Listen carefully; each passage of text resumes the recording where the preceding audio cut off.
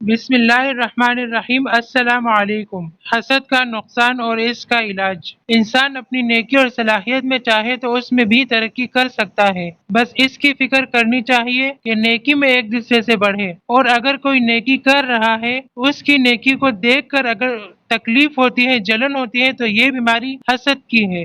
دینی ترقی، مالی ترقی، دنیا کی ترقی، بہرحال اس قسم کی ترقی سے دل میں جلن ہو تو یہ حسد ہے۔ اس کا علاج یہ ہے کہ اس کے لیے ایک بہت عمدہ نسخہ آپ کی خدمت میں پیش کر رہا ہوں۔ انشاءاللہ بہت جلد اس سے نفع ہوگا۔ زیادہ نہیں، صرف 7 باتوں کا اہتمام کریں۔ جس سے حسد ہے اس سے سلام میں پہل کریں۔